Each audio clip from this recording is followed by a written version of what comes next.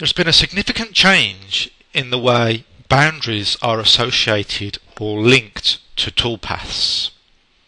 This change gives great benefits when it comes to editing the parameters of the toolpath. Before we look at the improvements to boundaries and toolpaths, let's just remind ourselves of the way it used to work in PowerMILL 2012 R2.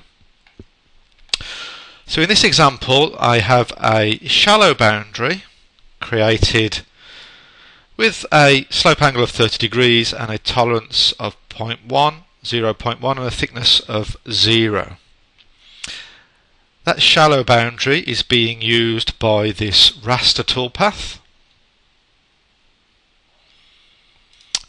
So there we can see the shallow boundary highlighted or selected on the limit page, and the parameters of our toolpath match our boundary, which is what they should do if we want to machine in the correct amount of material and in the correct place. So we have a tolerance of 0.1 and a thickness of 0. Now if I go and recycle this toolpath, and I decide that I want to use a different tolerance or a different thickness, let's change the thickness to 1 mm, and I recalculate the toolpath, then we get the all too familiar pop-up warning telling me that my boundary does not match my toolpath. Now this is important because the boundary is a shallow boundary, which is a tooltip boundary. And if I change my thickness, it now means the boundary is in the wrong position and I will not machine the correct amount of material.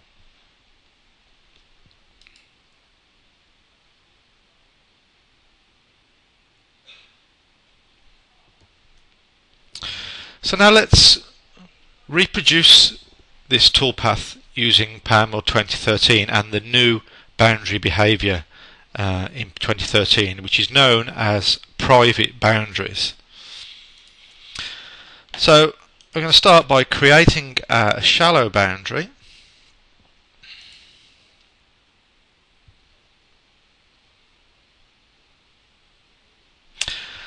And you can see a new entry at the bottom of the shallow boundary form, which is called private. Now this is where we allow the toolpath to be private or not private. By default, allow boundary to be private is switched on. Now what we mean by private is that the boundary will be the explicit property of the toolpath, and only that boundary will be associated with that toolpath, and that boundary can only be used by that toolpath. The boundary cannot be used by any other toolpath. So let's apply that boundary now to create the shallow boundary, which we can see on the screen. And now we'll create a new raster finishing toolpath. We'll just call it raster _ PowerMILL 2013, and this time I select the boundary that I've just created. In this case it's called number 1.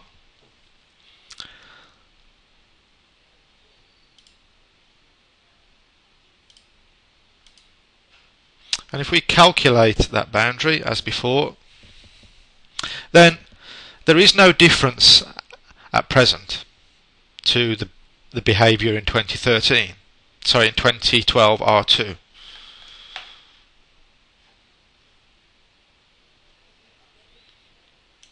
Let me just switch off the leads and links for a second. The big difference and the big benefit comes when we want to edit this toolpath or clone this toolpath.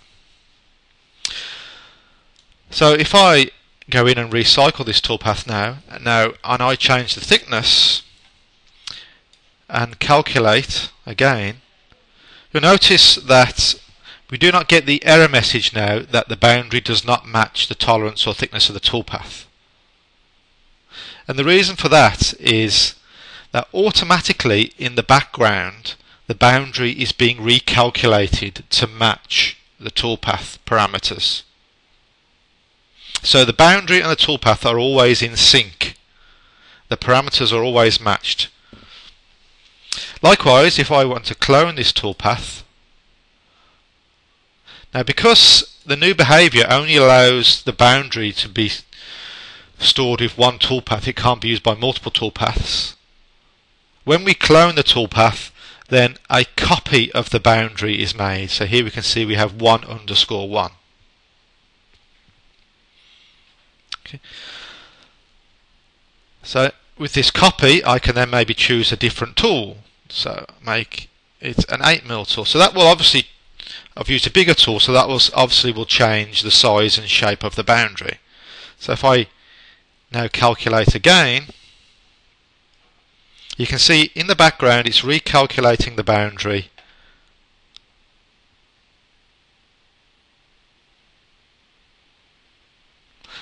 automatically. So if I zoom in now and just cycle between, just to prove that, if I just cycle between the 8mm tool and the 6mm tool, then you can see a slight difference in the size of the toolpath between the 8 and the 6.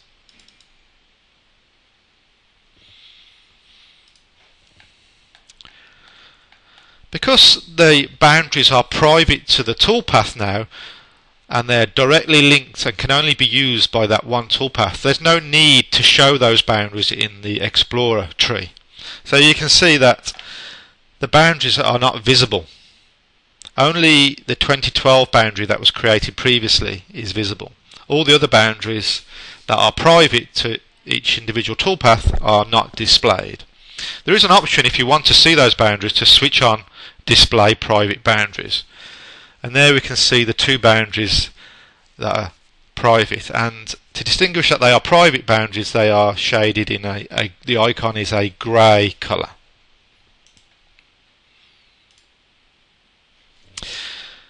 This benefit goes much further.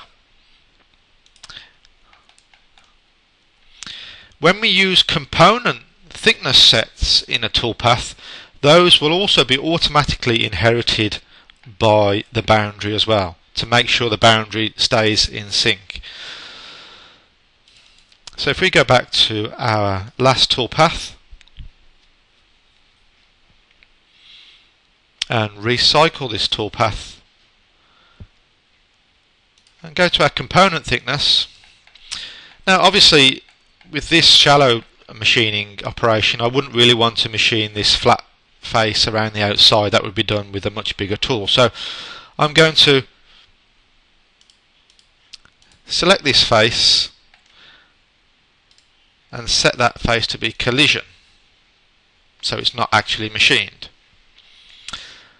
Likewise, I may want to leave some extra material on these faces here, on the tops of these bosses. So I'm just going to select those surfaces and put those on a different level and set those to have a thickness of 1mm.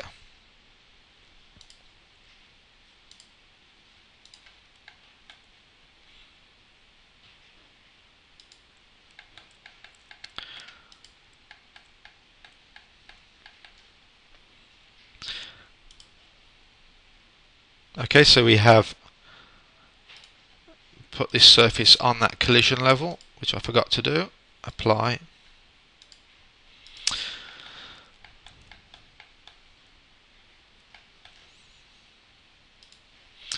So you'll notice that we still have a boundary segments for this flat region here. If we recalculate this toolpath now, because the boundary is explicitly linked to the toolpath, then, and we've changed the toolpath thickness parameters, the component thickness, the boundary will automatically update its own component thickness parameters. So there we can see now that the toolpath has been recreated. It's not machined the flat area because we set that to collision, but also the boundary has been updated as well to remove the flat area from the boundary. And if we look from the side, you'll notice now we have the 1mm thickness on these surfaces, but the boundary has also been updated to match the 1mm thickness as well. If at any stage we don't want a boundary to be private, we want to use a boundary with multiple toolpaths, then when we create the boundary we just switch off the private boundary option. For example, maybe I want to create a boundary from the profile of the cavity. So that way, for that method I would maybe use a model boundary. So if I create boundary user defined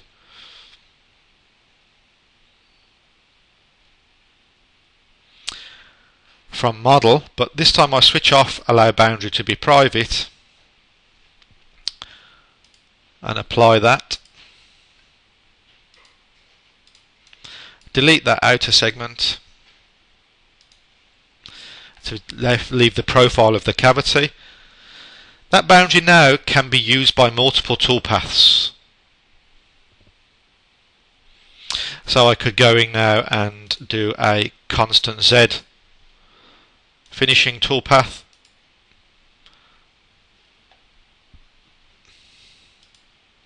Inside boundary number 2 and calculate.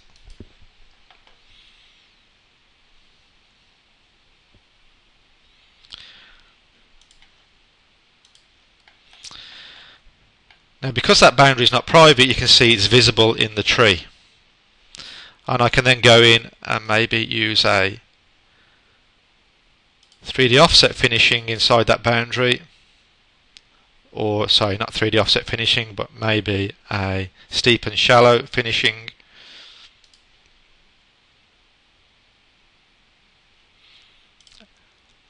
And I'm still using the same boundary.